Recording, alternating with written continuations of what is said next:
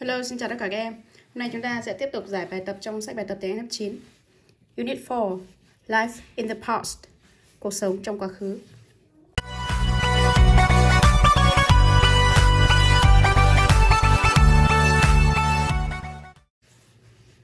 A. Phonetics, ngữ âm.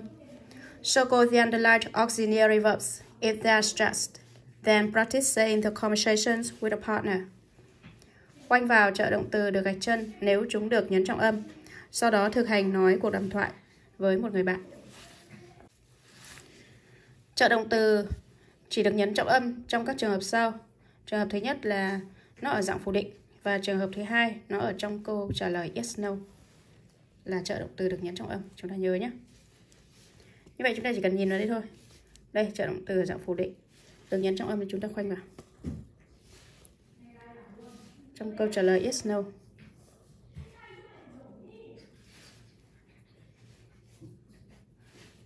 Dạng phủ định. Dạng phủ định. Đó, câu trả lời yes, no. Dạng phủ định.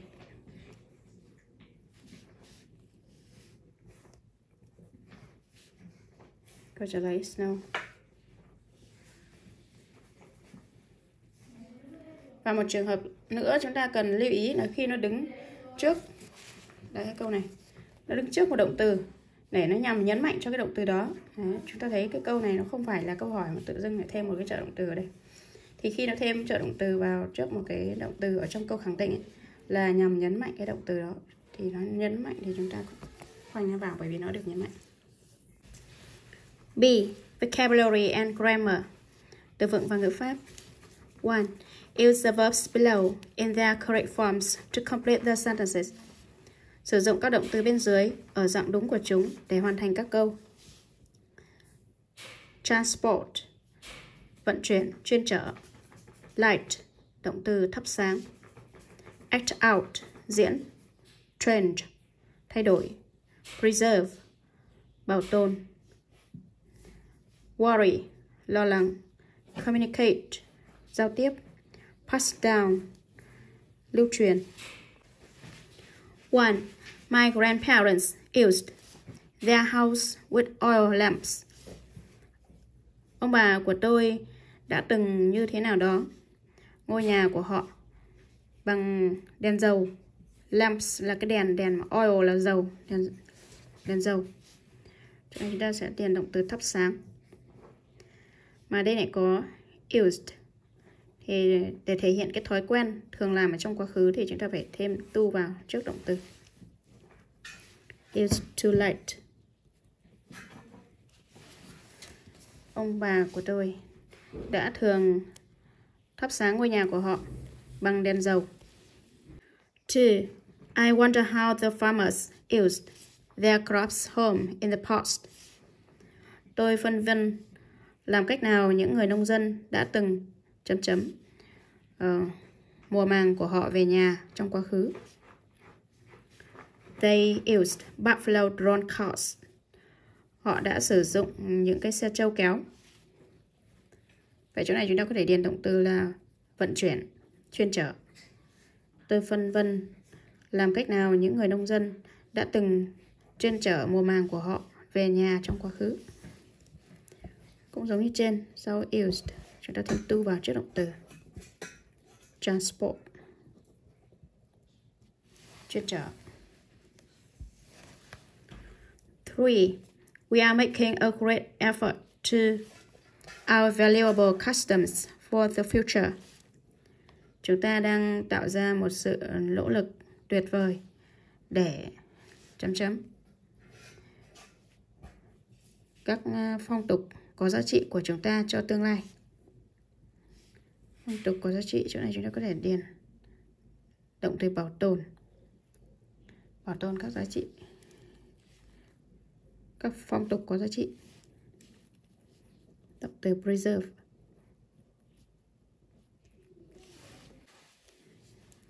4.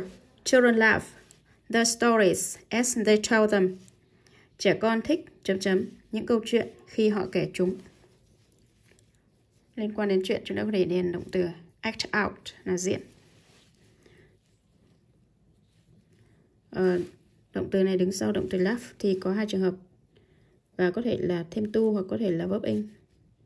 To act out hoặc là acting out. Chúng ta dùng trường hợp nào cũng được.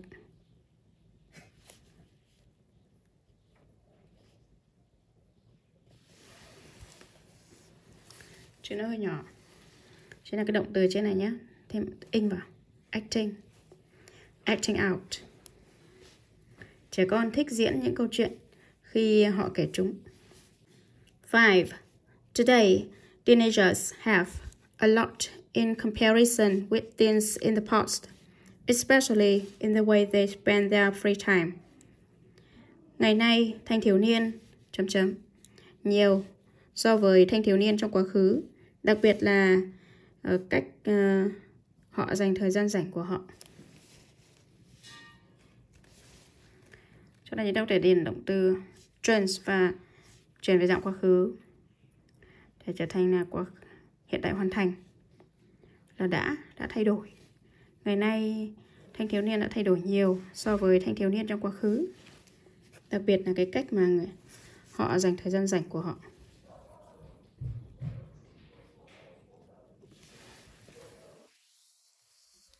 Six. Women in the past did not have too much about their weight, diets or obesity. Phụ nữ trong quá khứ không phải quá nhiều về cân nặng, chế độ ăn kiêng hoặc là sự béo phì. Không phải lo lắng. Phụ nữ trong quá khứ không phải lo lắng về cân nặng của họ, chế độ ăn kiêng hoặc sự béo phì. Cho nên chúng ta điền động từ dạng nguyên thể là worry.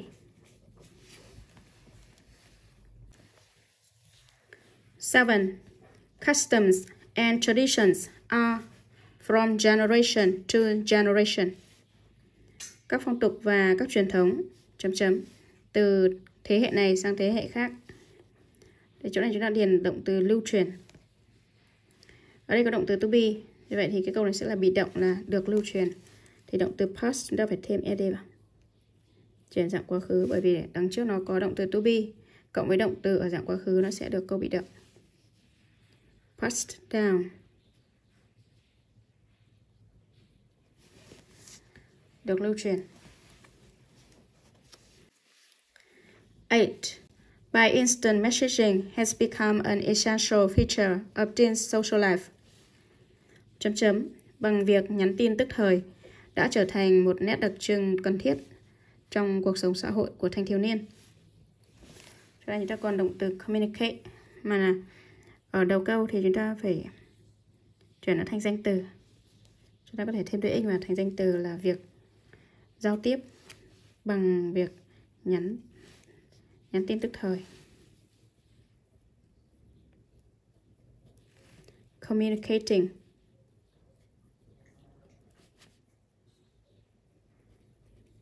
Hoặc danh từ communication cũng được. 2. Match the words, phrases with their definitions. Nối các từ hoặc các cụm từ với định nghĩa của chúng. 1. A family tradition. Một truyền thống gia đình. 2. Entertainment. Sự giải trí. 3. A special occasion. Một dịp đặc biệt. 4. Festivities. Những lễ hội. 5. Generation. Thế hệ. 6. Seniority. Người bề trên. 7. Pastime. Sự giải trí, sự tiêu khiển. 8. Extended family. Gia đình mở rộng. A. People of older age or higher social position. Những người nhiều tuổi hơn hoặc vị trí xã hội cao hơn.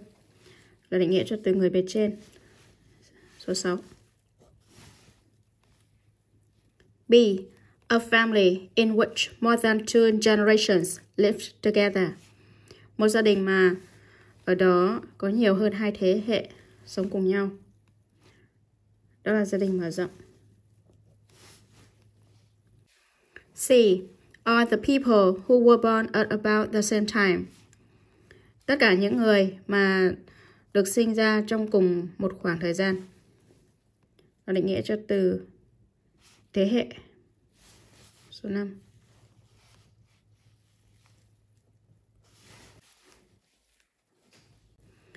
D. A practice which runs in a family. Một thông lệ mà diễn ra trong một gia đình. Gọi là truyền thống gia đình. E. Something that we enjoy doing in our free time. Cái gì đó mà chúng ta thích làm vào thời gian rảnh rỗi của chúng ta. Cái gì mà thích làm vào thời gian rảnh rỗi? Đó là trò tiêu khiển. Trò tiêu khiển hoặc là trò giải trí. F. Types of activities which bring pleasure. Các loại hoạt động mà mang lại niềm vui. Gọi là sự giải trí. Số 2. Entertainment. 9. Activities that are organized to celebrate a special event. Các hoạt động mà được tổ chức để ăn mừng một sự kiện đặc biệt. Là các lễ hội.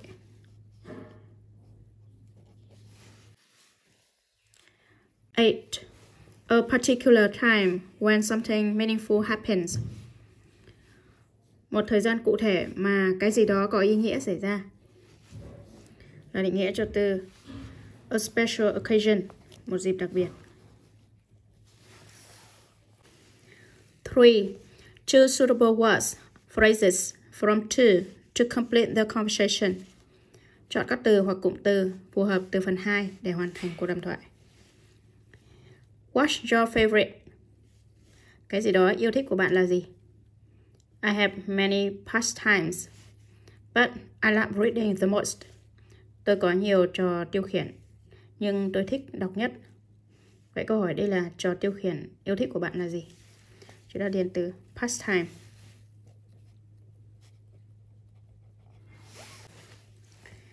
You can easily do that at home, so I suppose you don't often go out. Bạn có thể dễ dàng làm điều đó ở nhà, vì vậy tôi cho là bạn không thường xuyên đi chơi. I live in a when there are many living together, so the house is usually crowded and noisy, and I can hardly concentrate on my reading. That's why I usually go to the library to read. Tôi sống ở một nơi mà có nhiều sống cùng nhau. Vì vậy, ngôi nhà thường xuyên đông đúc và ồn ào, và tôi khó có thể tập trung vào việc đọc của mình. Đó là lý do tại sao tôi thường xuyên đi đến thư viện để đọc. Tôi sống ở chỗ này, chúng ta có thể điền cái từ chỉ nơi sống, đó là extended family, gia đình mở rộng.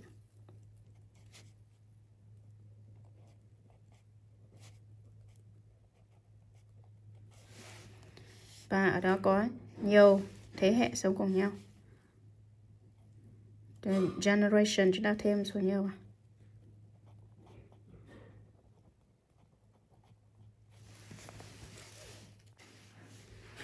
Is there any type of that you can enjoy at home? Có loại gì đó mà bạn có thể tận hưởng ở nhà không? Có loại giải trí, chúng ta có thể điền chỗ này. Entertainment. Entertainment.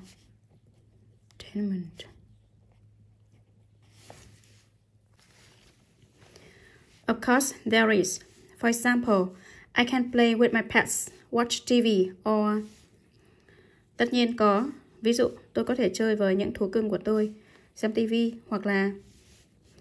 What happens if your grandparents like watching different programs from yours?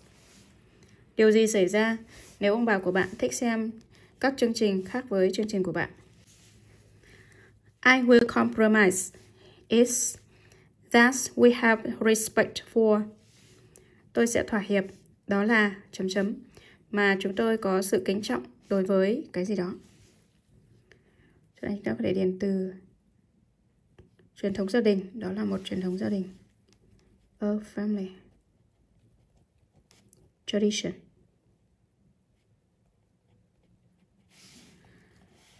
kính trọng những người bề trên. Senior, seniority.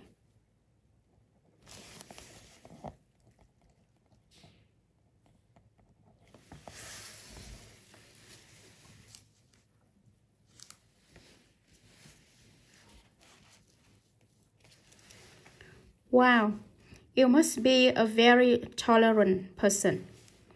Wow, bạn hẳn là một người khoan dung, rất khoan dung. 4. Use to or didn't use to with the right form of the verbs in brackets to complete the sentences. Sử dụng used to hoặc didn't use to với dạng đúng của các động từ trong ngoặc để hoàn thành các câu.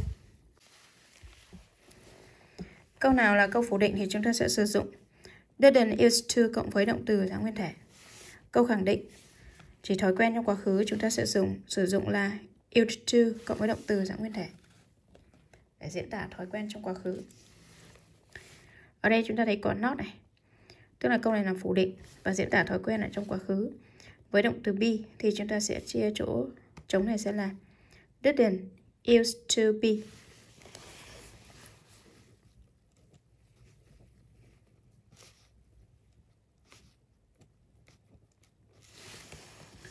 My brother didn't used to be interested in geography when he was at school. Em trai hoặc là anh trai của tôi đã không thích thú với môn địa lý khi cậu ấy còn đi học, hoặc là khi anh ấy còn đi học. 2. It might surprise you to know that he a wildlife. Đây là câu khẳng định. Động từ trong hoặc là động từ lead. Chúng ta sẽ thêm used to vào.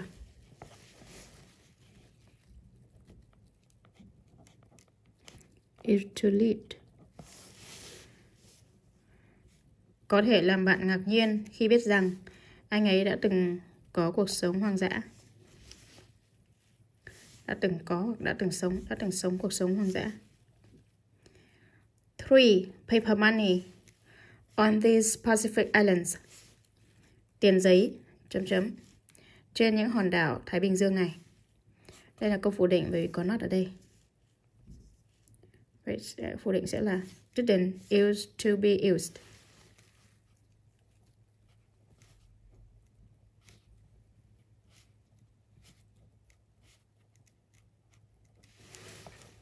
Tiền giấy đã không thường được sử dụng trên những hòn đảo Thái Bình Dương này.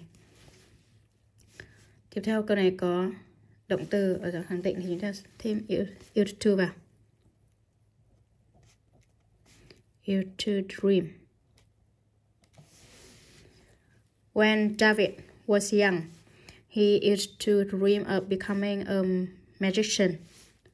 Khi David còn trẻ, cậu ấy đã từng mơ ước trở thành một ảo thuật gia.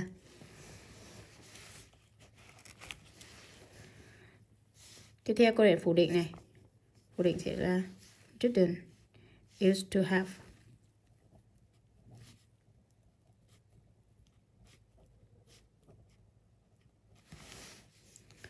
Our school didn't used to have elective subjects. Trường của chúng tôi đã từng không có các môn tự chọn. 6. This was my favorite bicycle. Đây là cái xe đạp yêu thích của tôi. Tôi đã thường đi nó khắp mọi nơi. I used to ride.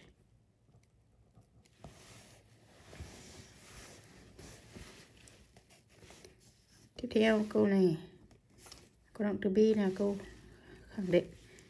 Used to be.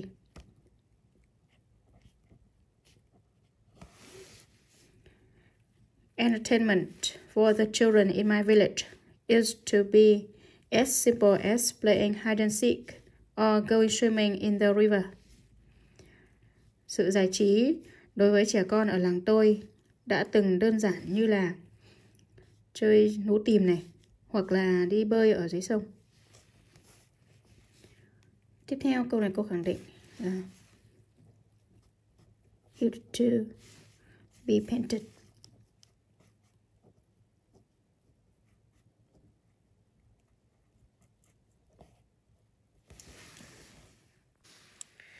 Houses used to be painted in light yellow only. They were not as diverse in color as they are now. Những ngôi nhà đã từng chỉ được sơn với màu vàng sáng. Chúng không đa dạng màu sắc như bây giờ. 5. For each group, choose the correct sentence, A or B.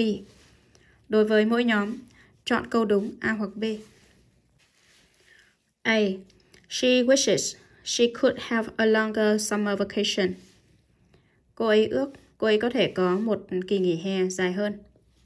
Câu B cũng giống về nghĩa nhưng nó khác nhau, chữ could với chữ can. Thì chúng ta thấy ở đây có động từ wish. Động từ wish nghĩa là ước. Câu ước ở hiện tại thì động từ phải chia về quá khứ. Vậy can ở đây phải chuyển thành could, thì đáp án A là đúng. 2. It is getting dark and they wish they will soon find a motel. Trời đang tối dần và họ ước họ sẽ sớm tìm được một cái khách sạn. Câu dưới cũng tương tự, nó chỉ khác cái chữ will với chữ would thôi. Thì chúng ta cũng thấy ở đây có chữ wish. Thì wish là câu ước ở hiện tại thì cái will này trợ động từ phải chuyển về quá khứ là would. Vậy đáp án B đúng. 3. Did you use write with a fountain pen? I can see an ink stain here. Bạn đã từng viết bút máy phải không? Tôi có thể thấy một vệt mực ở đây. Đây là câu hỏi để hỏi về hoạt động thường xảy ra trong quá khứ.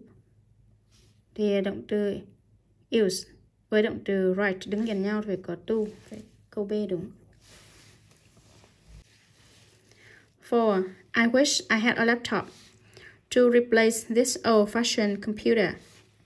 Tôi ước tôi có một cái máy tính xách tay để thay thế cái máy tính lỗi thời này. Câu này cũng có wish là câu ước. Hai câu này giống nhau, chỉ khác nhau cái had với cái have. Thì câu ước thì chúng ta sẽ chọn cái động từ ở dạng quá khứ là had. 5. Trees used to fully cover this bare hill. Những cái cây đã từng bao phủ hoàn toàn đồi chọc này. Đã từng thì động từ used phải có ed. 6. They are building a new airport in my area. I wish they aren't. Họ đang xây dựng một sân bay mới ở khu vực của tôi. Tôi ước họ không. Tôi ước họ không thì cái câu này lại là có cái chữ ước ở đây, thì cái động từ theo sau ước là chúng ta lại chọn quá khứ là want. 7. This method didn't used to work as effectively as it does now. Phương pháp này đã từng không hoạt động hiệu quả như bây giờ.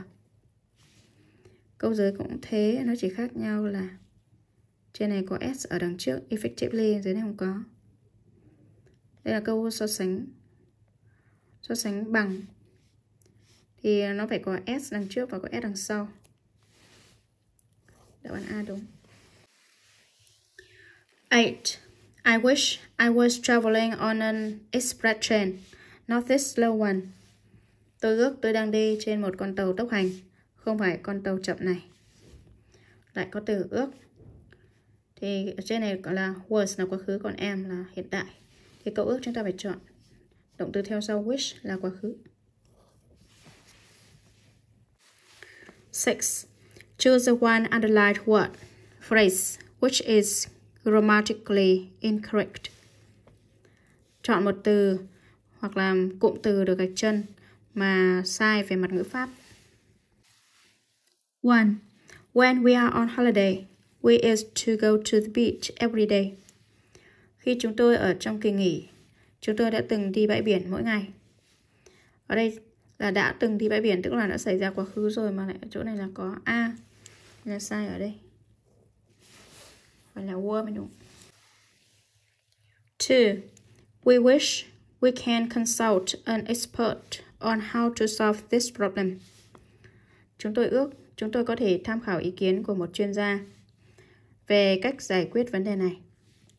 Ở đây có từ ước mà từ can ở đây là hiện tại thì không được, phải là could. Sai này, ở A.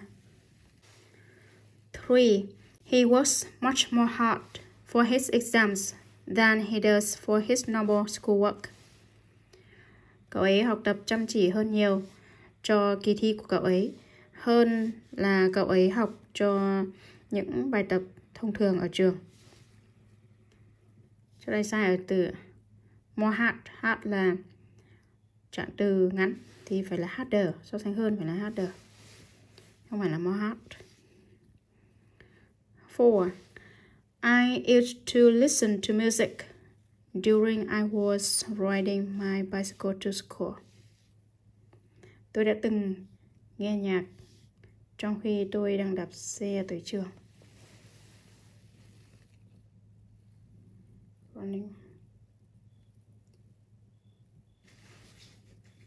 Chỗ này sai từ during. Chúng ta chỉ, nếu sửa lại chỗ này chúng ta có thể thay bằng từ while, trong khi. Còn cái này là trong quá trình. 5. None of them had any idea about how make a raft with only a few bamboo cans. Không ai trong số họ có ý tưởng nào về cách làm một cái bè với chỉ vài thanh tre. Ở chỗ này sai ở chỗ đó. C. How, cách làm cái gì đó thì sẽ là how to. How to bằng động từ. How to make. 6. He said that they will have to set off soon after midnight. Anh ấy nói rằng họ sẽ khởi hành sớm sau nửa đêm.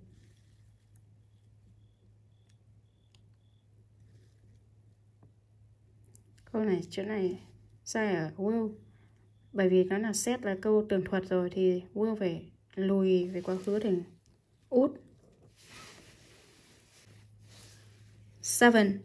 When he lived in Japan, he didn't used to eat food with forks, but with chopsticks. Khi cậu ấy sống ở Nhật Bản, cậu ấy đã không thường ăn đồ ăn bằng dĩa mà bằng đũa. Đấy, sai ở chỗ C. Didn't thì chữ used to phải bỏ cái chữ D đi. 8. He thinks that geometry is not as difficult than arithmetic. Cậu ấy nghĩ rằng môn hình học không khó như môn số học. Đây sai ở chỗ D.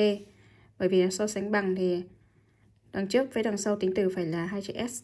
Nên đây lại có ra, nó không đúng. 9. She wished she is not getting stuck in another traffic jam. Cô ấy đã ước cô ấy không bị mắc kẹt ở một sự ách tắc giao thông khác. Chỗ này có từ wish là câu ước, mà chỗ này là hiện tại là không đúng. Chỗ này phải chuyển thành was.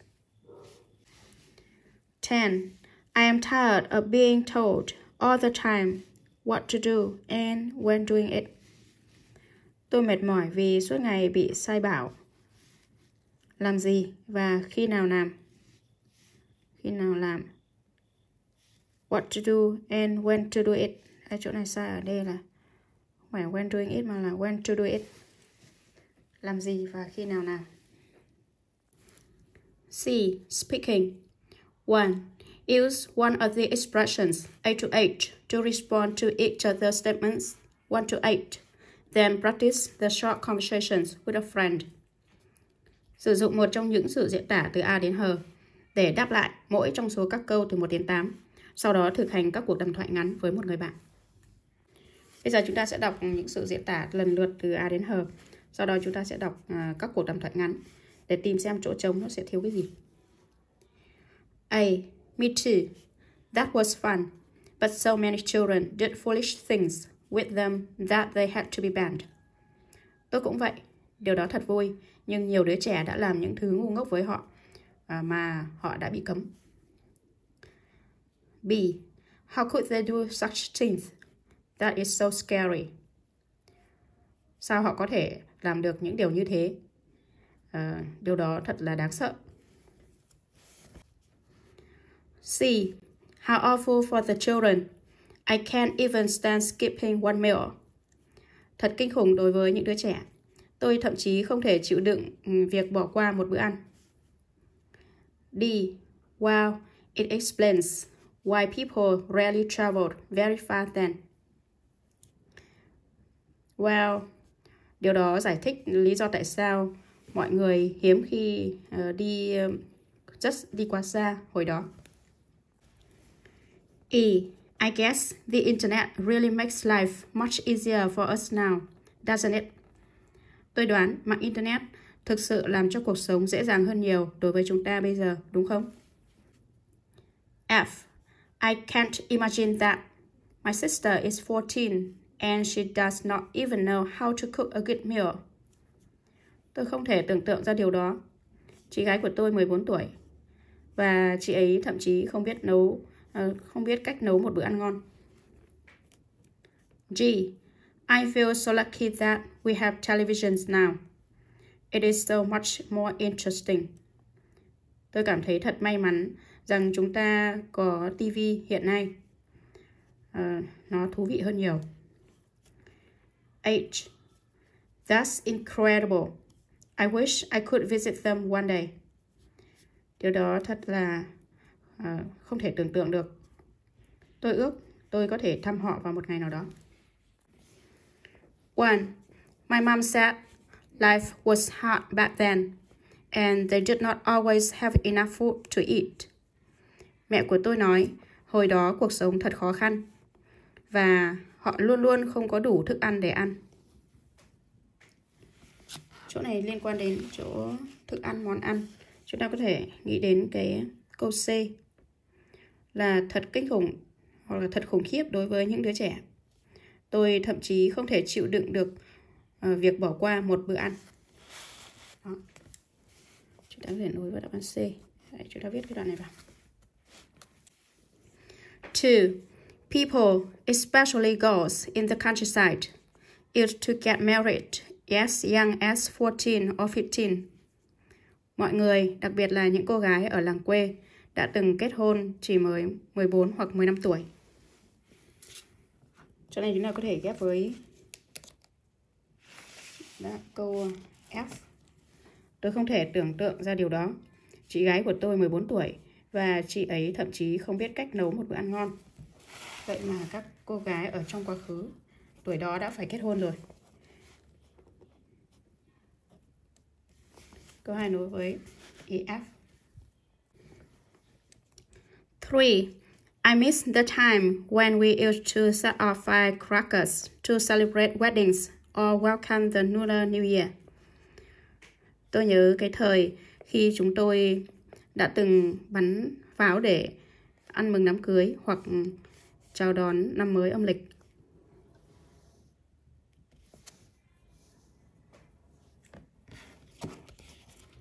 Câu này chúng ta có thể ghép với câu A là tôi cũng vậy. Điều đó thật vui, nhưng nhiều đứa trẻ đã làm những thứ ngu ngốc với họ mà chúng đã bị cấm. Tức là cái việc đốt pháo trong quá khứ, nhiều đứa trẻ đã làm những cái việc ngu ngốc, cho nên bây giờ đã bị cấm. Đáp án A. 4. Did you know that before airplanes were invented, it could take 3 or 4 months to cross the ocean by ship? Bạn có biết rằng trước khi máy bay được phát minh, có thể mất 3 hoặc 4 tháng để vượt qua đại dương bằng tàu không? Câu này có thể nối với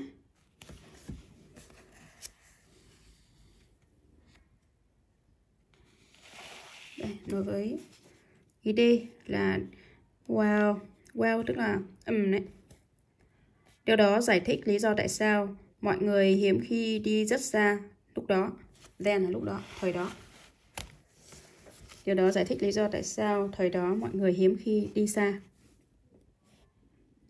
Đáp án D. 5. 20 years ago, when my mom studied in Australia, I could only talk to her once or twice a month. International calls was very expensive. 20 năm trước đây khi mẹ tôi học ở Úc, tôi chỉ có thể nói chuyện với bà 1 hoặc 2 lần một tháng. Những cuộc gọi quốc tế rất đắt đỏ. Câu này liên quan đến Internet.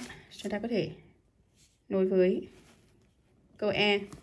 Tôi đoán mạng Internet đã làm cho cuộc sống dễ dàng hơn nhiều đối với chúng ta hiện nay, đúng không?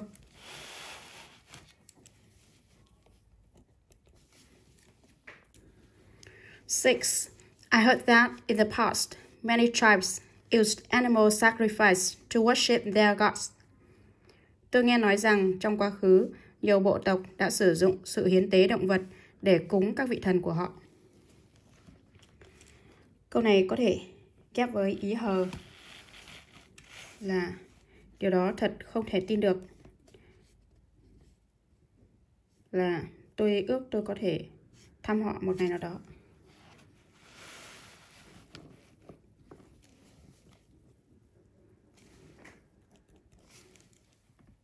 À không, câu 6 phải nối với đáp án B mới đúng. Làm thế nào họ có thể làm những điều như thế? Điều đó thật là đáng sợ. Đó, 6 nối với ý B.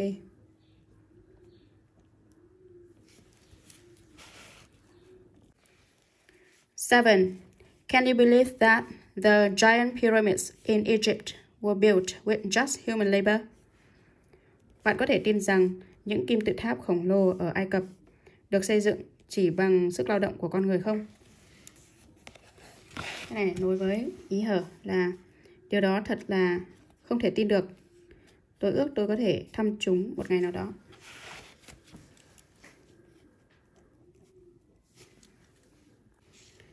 8. In the past, people could only listen to music or news on the radio.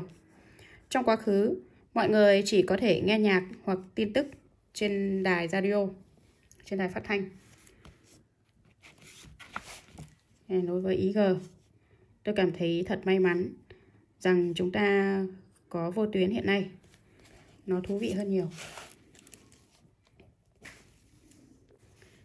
2. Rearrange the sentences to make a complete conversation. Then practice it with a friend. The first one has been marked for you. Sắp xếp lại những câu để tạo thành một cuộc đàm thoại hoàn chỉnh. Sau đó thực hành nó với một người bạn. Câu đầu tiên đã được đánh dấu cho bạn. 1. Mom, how can you cook these traditional dishes? Mẹ ơi, làm cách nào mẹ có thể nấu được những món ăn truyền thống này? Chúng ta tìm câu trả lời cho câu hỏi này. Đó là câu A. Your grandmother taught me. Cooking used to be one of the criteria for being a good wife. Bà của con đã dạy mẹ. Việc nấu nướng đã là một trong những tiêu chuẩn để làm một người vợ tốt. Từ này là criteria là các tiêu chuẩn. Số 2 ở đây. Câu tiếp theo. Câu tiếp theo sẽ là What are some of the other criteria? Những tiêu chuẩn khác là gì? Một số trong các tiêu chuẩn khác là gì ạ? Đó, trả lời cho câu hỏi này là There are many. You should know how to sew and how to embroider. You should take care of every member in your husband's family. You should be obedient and submissive. When you talk, you should. Có rất nhiều. Con nên biết cách khâu vá và biết cách thêu thùa. Con nên chăm sóc cho mọi thành viên trong gia đình chồng của con. Con nên ngoan ngoãn và biết phục tùng. Khi con nói chuyện, con nên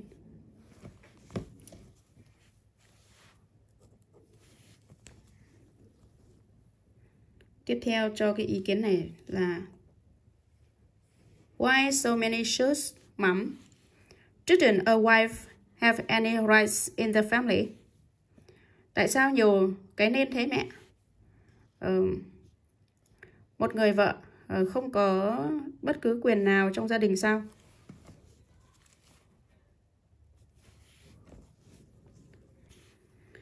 Câu tiếp theo là Very few, dear. When you were married to a man, you had to obey the man as well as his family. You didn't have a voice in the decision making. Rất là ít con yêu. Khi con kết hôn với một người đàn ông, con phải vâng lời người đàn ông cũng như gia đình của anh ấy. Con không có tiếng nói trong việc đưa ra quyết định.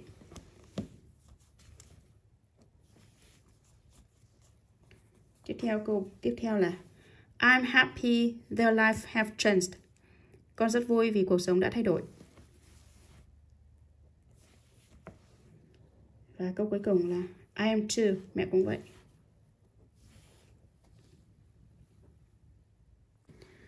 D. Reading. 1. What are these people doing? Những người này đang làm gì? A. Match the headlines A to D with the situations 1 to 4. Nối các tiêu đề từ A đến D với các tình huống 1 đến 4. Tiêu đề A. Keeping the past alive. Giữ cho quá khứ còn hiện hữu. B. Preserving family traditions. Giữ gìn các truyền thống gia đình. C. Cleaning up the festival. Dọn dẹp các lễ hội. D. Educating children about the value of the past. Giáo dục trẻ em về các giá trị của quá khứ. 1. When a boy in the family reaches the age of 12, the father takes him into the forest for his first hunting season. He teaches the boy how to find his way in the forest, how to discover and follow the tracks of the game, how to hunt, and above all, how to become a man of the family. Khi một cậu bé trong gia đình đạt tới tuổi 12, người bố đưa cậu ấy vào trong rừng cho mùa săn bắt đầu tiên của cậu ấy. Ông ấy dạy cậu bé cách tìm đường đi của cậu ấy trong rừng, cách khám phá và theo đường đi của một trò chơi, cách săn bắn và trên tất cả, cách để trở thành một người đàn ông của gia đình. Tình huống này có thể ghép với tiêu đề B là gìn giữ các truyền thống gia đình.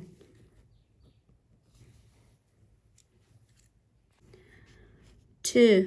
Last year, the people in our village started a project. They collected items relating to life in the past, especially those of cultural or historic value.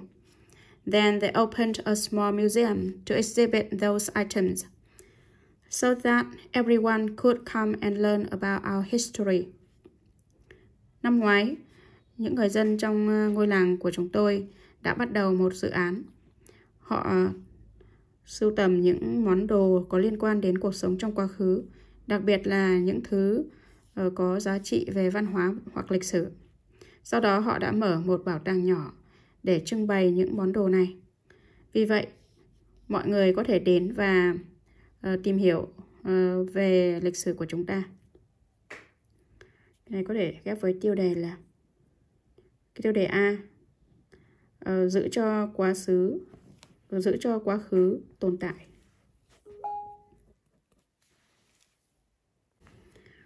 3. Last year, our school carried out a program called Listen to the Past.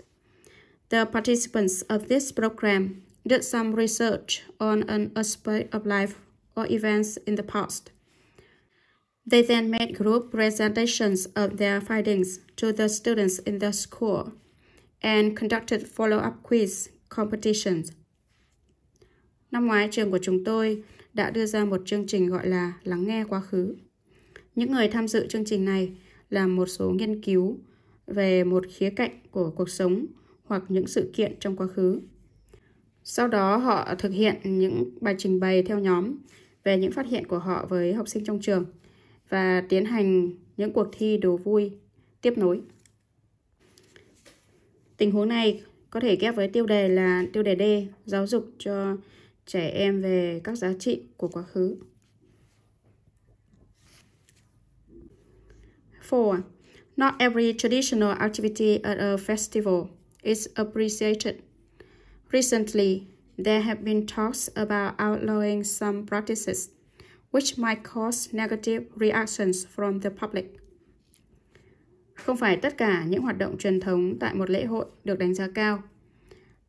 Gần đây, đã có những bài nói chuyện về một số thông lệ ngoài pháp luật mà có thể dẫn đến những phản ứng tiêu cực từ công chúng. Cho nên nối với tiêu đề C là dọn dẹp lễ hội. B. Which answer A, B, or C is closest in meaning to the phrases taken from the passages above? Đáp án nào A, B hay C là gần nghĩa nhất với các cụm từ được lấy ra từ đoạn văn bên trên? 1. How to discover and follow the tracks of a game. Cách khám phá và theo đường đi của một trò chơi. Có nghĩa là theo dấu vết, dấu vết của một mục tiêu đấy. Gần nghĩa với đáp án nào? How to find and follow an animal. Cách tìm và theo một con vật. How to play the game of hunting. Cách để chơi trò chơi săn bắn. How to discover the rules of the game.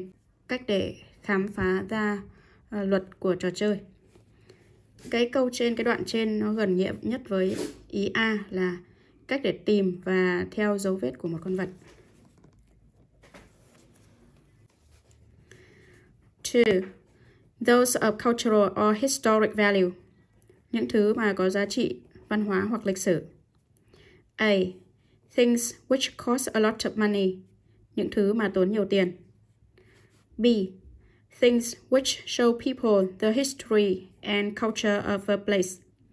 Những thứ mà cho mọi người thấy lịch sử và văn hóa của một nơi. C. The price of culture and history. Giá của văn hóa và lịch sử.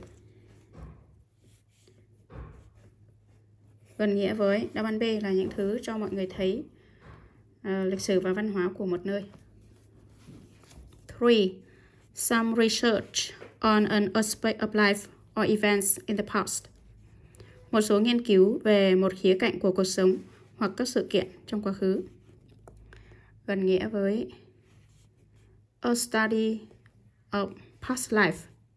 Một nghiên cứu về cuộc sống quá khứ. Search for objects relating to the past. Tìm kiếm những đồ vật liên quan đến quá khứ. Retell past events, kể lại những sự kiện quá khứ. Ở chỗ này chúng ta thấy có cái từ research là nghiên cứu, tìm tòi. Thì nó sẽ gần nghĩa với cái từ study, cũng có nghĩa là nghiên cứu về cuộc sống trong quá khứ. 4. Not every traditional activity at a festival is appreciated. Không phải tất cả các hoạt động truyền thống tại một lễ hội đều được đánh giá cao. A. Some activities at a festival are not traditional. Một số hoạt động tại một lễ hội không phải truyền thống. B. People do not appreciate festivals. Mọi người không đánh giá cao các lễ hội. C. Some activities are no longer appreciated in modern times. Một số hoạt động không còn được đánh giá cao trong thời hiện đại. Đó, nó gần nghĩa với cái câu 4 là không phải tất cả các hoạt động truyền thống tại một lễ hội đều được đánh giá cao. Tức là cũng có một số những cái hoạt động nó không còn phù hợp với thời kỳ hiện đại nữa. 2. Read the passage and choose the correct answer A, B, C or D. Đọc đoạn văn và chọn đáp án đúng A, B, C hoặc D. Tiêu đề của đoạn văn là Rooted in the past. Có nguồn gốc trong quá khứ. Good manners are a treasure to the people who possess them as well as to the community they live in. Manners are taught, learned, and passed from generation to generation. Cách cư xử tốt là một kho báu đối với những người sở hữu chúng, cũng như là đối với cộng đồng họ đang sống. Cách cư xử được dạy, được học và được truyền từ thế hệ này qua thế hệ khác. Even hundreds of years ago, children were taught to behave responsibly. They learned to respect seniority. Thậm chí hàng trăm năm trước, trẻ con đã được dạy cư xử có trách nhiệm. Họ học cách tôn trọng những người bề trên, tức là những người lớn tuổi hơn. When they passed an object to another person, they had to use both hands. Khi họ đưa một vật cho một người khác, họ phải sử dụng cả hai tay. When they entered a room, they had to bow and greet the oldest person first. Khi họ đi vào một căn phòng, họ phải cúi chào người lớn tuổi nhất trước.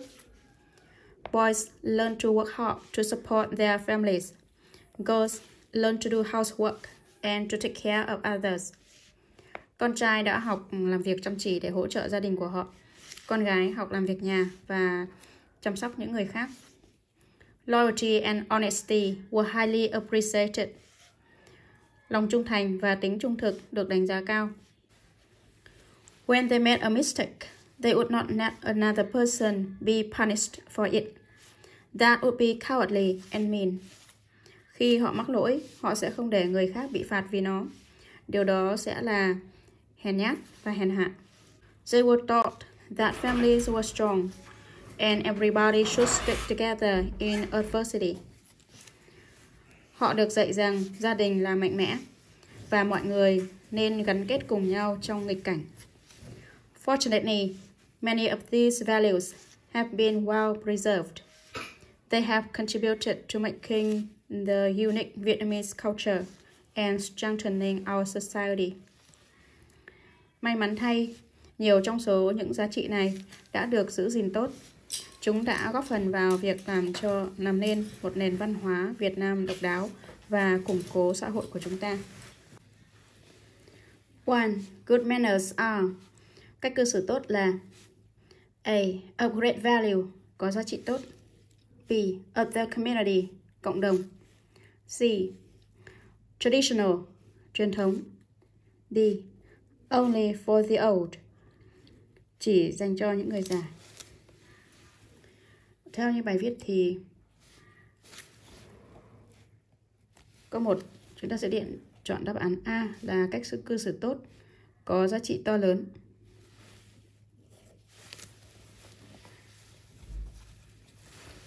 Two. What was seen as a boy's main duty? Điều gì được thấy là nhiệm vụ chính của chàng trai? To respect seniority, tôn trọng người lớn tuổi. To do housework, làm việc nhà. To support his family, hỗ trợ gia đình. To share good things, chia sẻ những điều tốt đẹp. Đây chúng ta thấy ở cái đoạn này có boys learn to work hard to support their families. Con trai đã học làm việc chăm chỉ để hỗ trợ gia đình. Đó là nhiệm vụ chính của con trai. 3.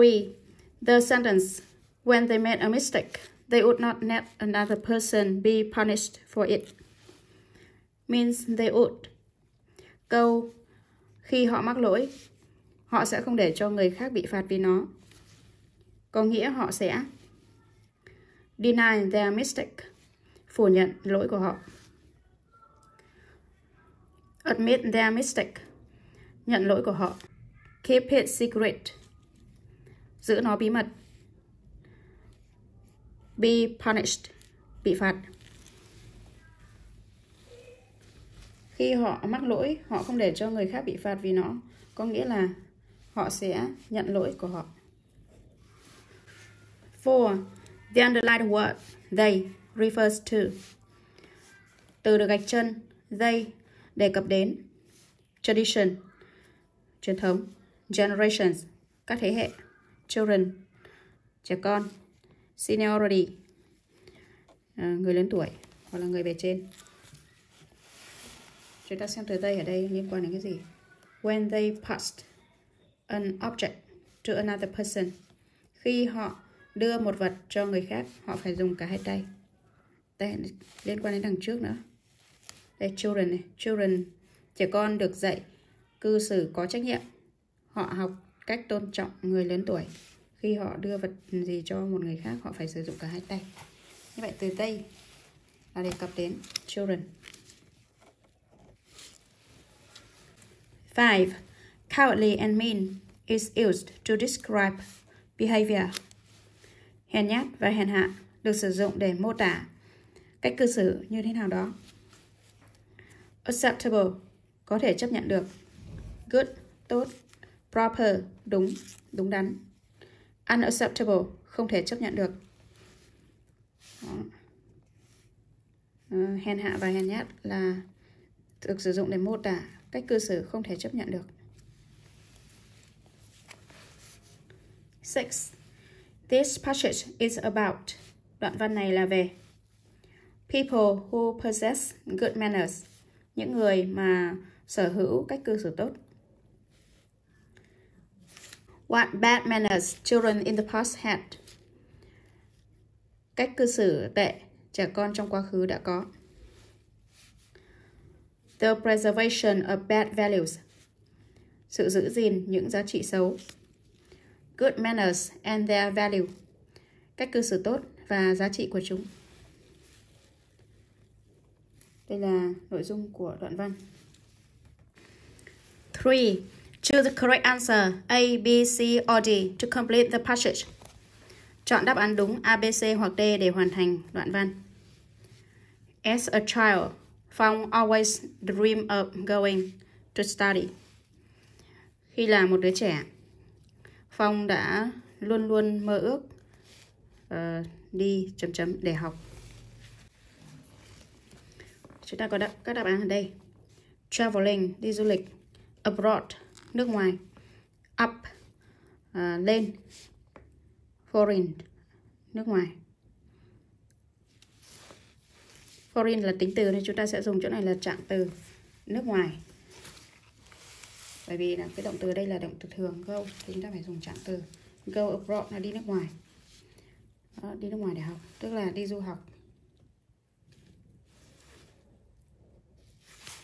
Để chọn đáp án B.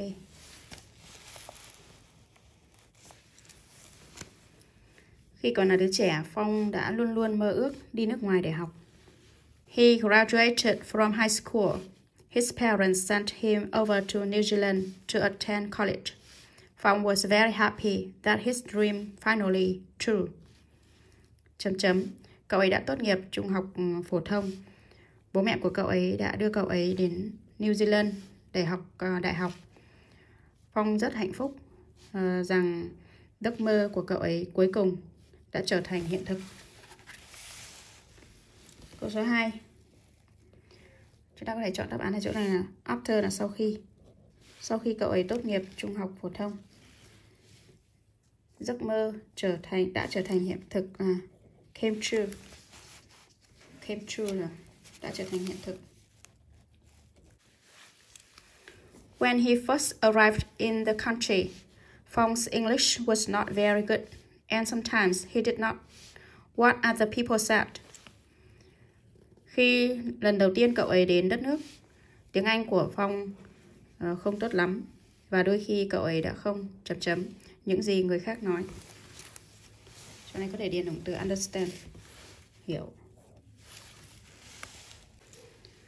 He also had difficulties in class because he was not familiar with the new teaching and learning method.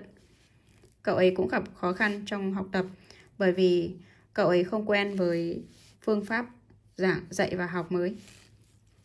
He felt in this new place. Cậu ấy đã cảm thấy ... ở nơi mới này.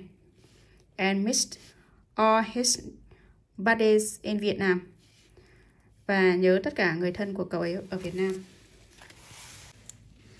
Happy là vui. Interested, quan tâm đến. Desperate, tuyệt vọng. Lonely là cô đơn. Chúng ta chọn đáp án phù hợp đây là lonely. The food there was so different. what his mom used to cook for him. Đồ ăn ở đó thật khác với những gì mẹ cậu ấy đã từng nấu cho cậu ấy. Sau từ different. To, for, as, about. Chúng ta có thể chọn to. Different to cũng giống như là different from, là khác với. And for the first time in his life, Phong had to think about his finances and to plan his spending. Và đối với lần đầu tiên trong cuộc đời của cậu ấy, Phong đã phải suy nghĩ về tài chính của cậu ấy và phải lên kế hoạch chi tiêu, chi tiêu, lên kế hoạch chi tiêu như thế nào đó. Freely, phóng khoáng. Careful, cẩn thận. Carefully, cẩn thận. Carelessly, bất cẩn. Lên kế hoạch chi tiêu cẩn thận, chúng ta phải chọn trạng từ, bổ nghĩa cho động từ. But Phong was young and enthusiastic. He learned to this new environment. Nhưng Phong còn trẻ và hăng hái. Cậu ấy học để với môi trường mới này. Cậu ấy học để làm gì với môi trường mới này? Discover, khám phá. Explore cũng là khám phá. Adapt là thích ứng. Adjust, điều chỉnh. Chúng ta chọn đáp án C là thích ứng. After 2 years, Phong is now very in English and has achieved the top academic award at his school. 2 năm sau, Phong hiện tại rất tiếng Anh và đã đạt được phần thưởng học tập cao nhất ở trường của cậu ấy. Bad, tệ. Good, tốt. Smooth, trơn tru. Fluent, trôi chảy. Để nói về ngôn ngữ thì chúng ta sẽ dùng tính từ trôi chảy, fluent. He has a lot of friends from different countries.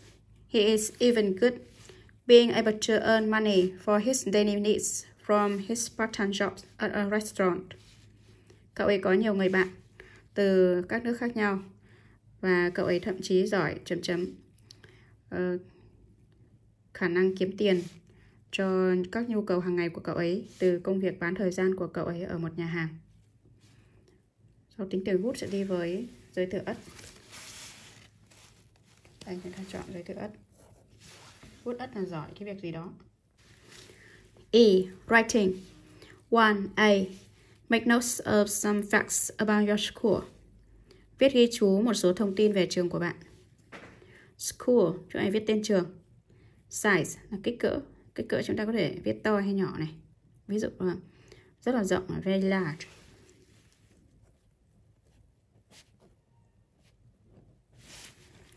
Number of students in a class. Số học sinh trong một lớp. Ví dụ như 35. 35. Subjects taught at school. Các môn học được dạy ở trường. Chỗ này liệt kê các môn học ra. School facilities. Cơ sở vật chất nhà trường. Đấy, chỗ này trường có những cái phòng gì, phòng chức năng gì nó ghi ra. Ví dụ thư viện này, phòng tập này, phòng nhạc này, rồi phòng mỹ thuật này, phòng máy tính vân vân. Uniform, đồng phục. Đấy, họ mặc thứ mấy ghi ra đây. Extracurricular activities. Các hoạt động ngoại khóa này. Đó, có đi đâu không? Có làm gì? Có tổ chức những hoạt động ngoại khóa gì? Chúng ta ghi tên những hoạt động đó ra đây. B. Write down 5 things you would change about your school if you could. Viết 5 thứ bạn sẽ thay đổi về ngôi trường của bạn nếu bạn có thể.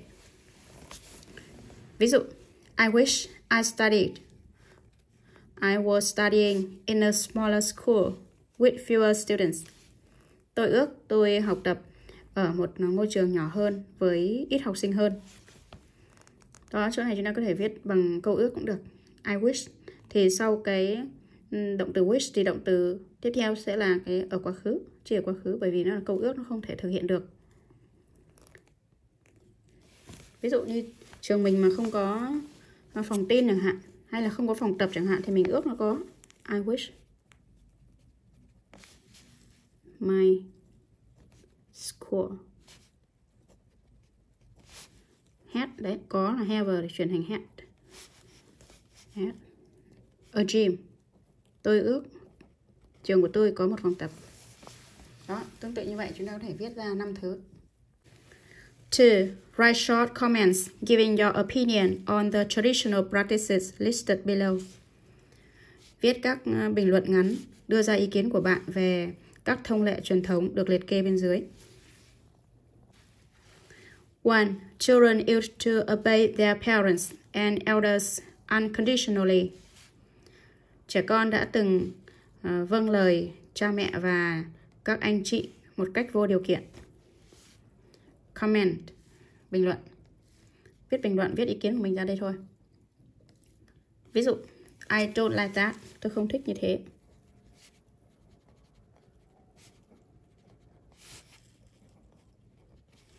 Tôi không thích như thế.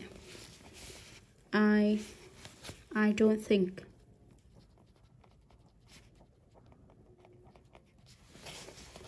I don't think that.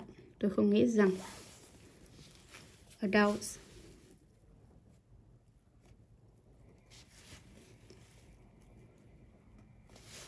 Adults are always right.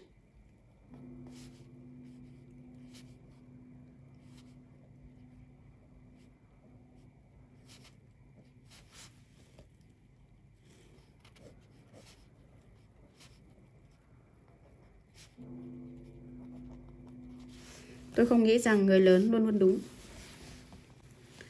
2. Girls were not encouraged to participate in intensive activities like sports. Các cô gái không được khuyến khích tham gia vào các hoạt động chuyên sâu như thể thao. Comment. Ví dụ, I love intensive activities.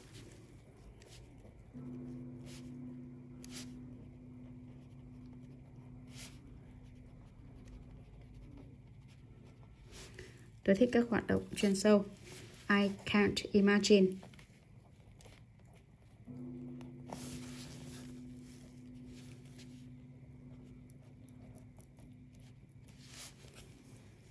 A life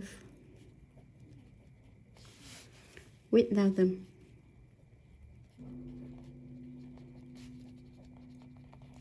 Tôi không thể tưởng tượng một cuộc sống không có chúng.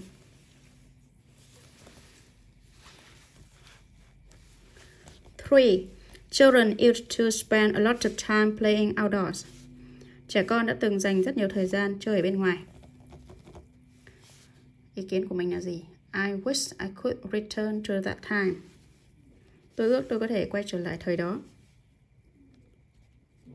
I wish I could return to that time. Tôi ước tôi có thể quay trở lại thời đó. Most children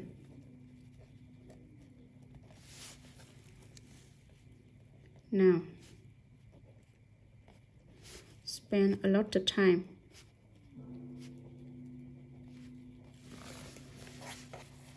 indoors playing games, playing computer games.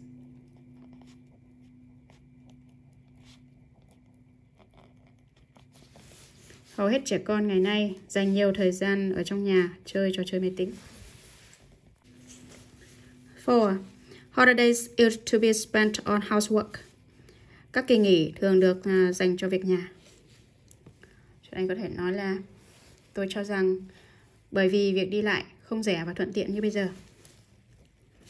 I suppose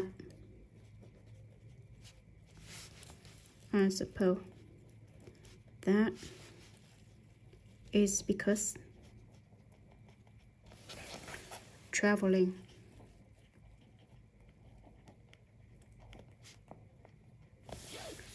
was not as cheap and convenient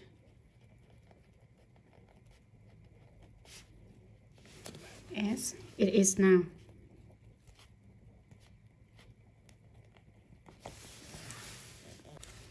5. We used to communicate many through letters and visits. Chúng tôi đã từng giao tiếp chủ yếu qua các lá thư và các chuyến thăm.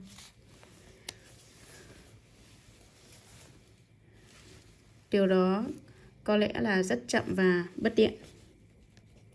It was probably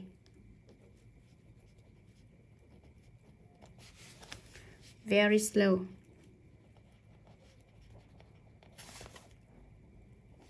And inconvenient.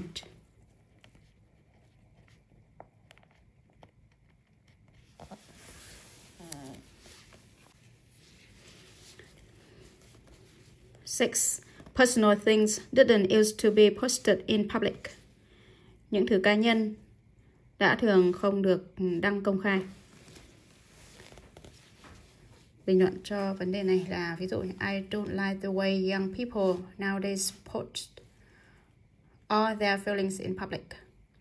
Tôi không thích cái cách mà người trẻ ngày nay đăng tất cả cảm nghĩ của họ lên công chúng, lên công khai. I don't like the way young people nowadays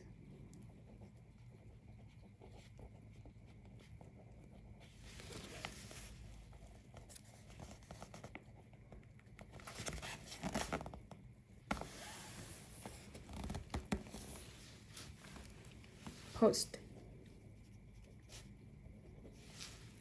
all their feelings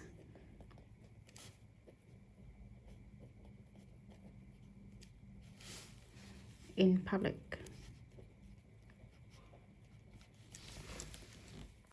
Phần thứ 3 là nghĩ về một trò giải trí có liên quan đến quá khứ. Viết ghi chú và viết một sự mô tả ngắn về nó. Bài viết của bạn nên bao gồm. Và chúng ta dựa vào những cái gợi ý này. Trò giải trí là gì? Trò giải trí đó là trò giải trí gì? Nó được thực hiện như thế nào? Tại sao người ta thích nó? Bạn nghĩ gì về nó? Tại sao nó vẫn được ưa chuộng trong thời kỳ hiện đại? Trong phần này chúng ta tự viết nhé. Viết những cái câu trả lời cho những cái gợi ý thôi. Chúng ta có thể nghĩ ra một cái trò chơi gì mà trong quá khứ mà đến bây giờ người ta vẫn còn chơi ấy, vì mục đích giải trí ấy.